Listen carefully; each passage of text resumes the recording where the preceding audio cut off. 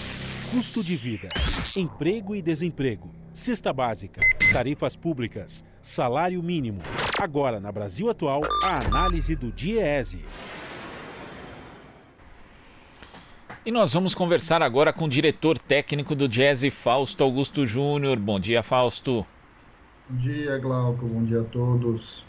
Fausto, nós tivemos aí a divulgação de que 10 milhões de trabalhadores formais no Brasil já tiveram contratos suspensos ou salários e jornadas reduzidos, aí seguindo as diretrizes da MP ditada pelo governo, que dá essa permissão aos empregadores. Mas a gente sabe que além desses trabalhadores, também muita gente já foi afetada pela pandemia. Temos aí os informais e também aqueles que não são abarcados pela medida provisória. Como é que você viu essa primeira medida aí do impacto do coronavírus no mercado de trabalho brasileiro, Fausto?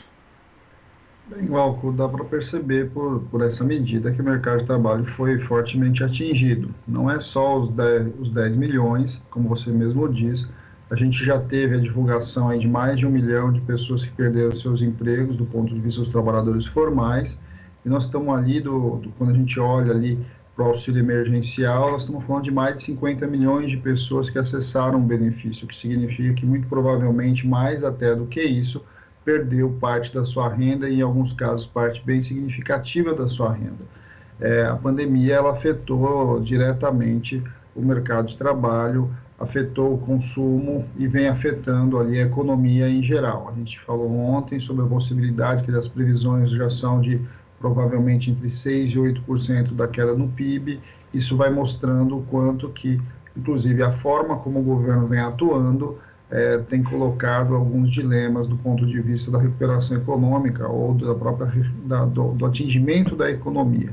Não é só as questões do isolamento social ou a questão do comércio estar fechado que está levando essa crise. O que está levando essa crise passa para muito além disso.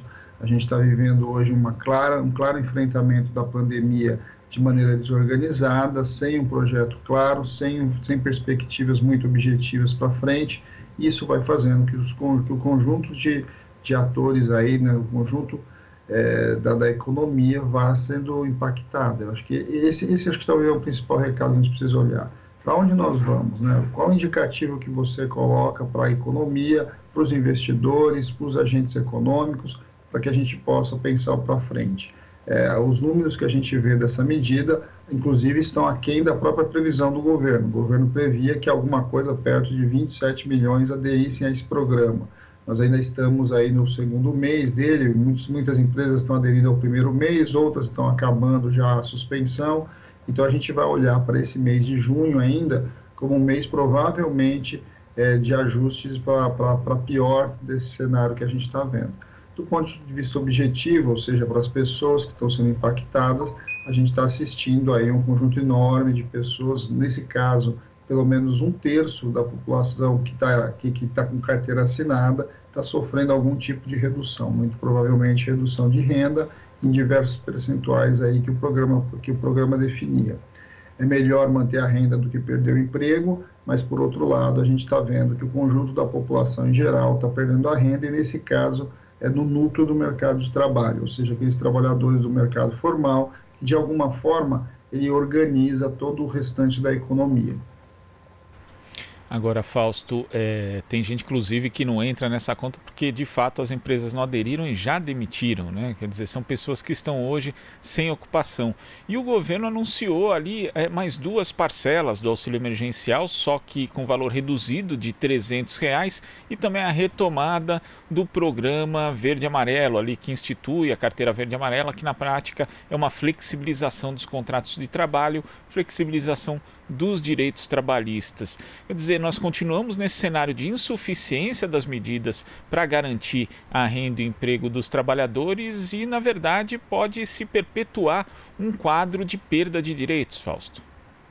Bem, eu acho que esse é o grande risco que a gente corre, a gente vem debatendo isso junto ao Congresso Nacional, a própria medida que instaura a redução da jornada, né, a suspensão, que é a medida provisória 936, está nesse momento no votado. Inclusive está na pauta de hoje ser votado, a gente não sabe se vai ser votado hoje ou na semana que vem, e prever alterações. Agora, a grande questão colocada já neste momento, Glauco, é se essa medida será prorrogada. Muitas empresas, inclusive, estão longe de conseguir ter algum tipo de retomada econômica, e o que se espera é que você renove essa medida e que você garanta pelo menos um pouco mais de fôlego para esse processo. Na outra ponta, o que o governo vem tentando fazer já há algum tempo é retomar a discussão da MP 905, da qual criava a carteira verde e amarela. O que nos assusta bastante do ponto de vista do enfrentamento da crise é que ele continua se utilizando de ferramentas que a gente já dizia que tinha problemas antes da crise e que agora vão ter impactos muito maiores na tentativa de que isso deveria resolver a crise. É uma visão ideológica, uma visão pela qual diz que se você retirar direitos dos trabalhadores, esses direitos retirados vão gerar emprego. O que a gente sabe que é um absurdo, porque no final das contas o que gera emprego é crescimento econômico, o que gera emprego é uma reativação da própria economia.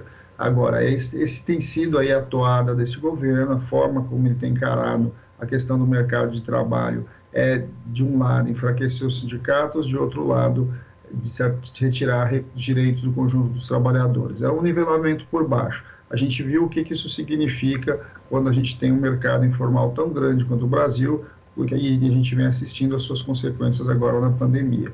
Então, assim, é algo para a gente ficar alerta, é algo para a gente fazer esse embate, principalmente no legislativo.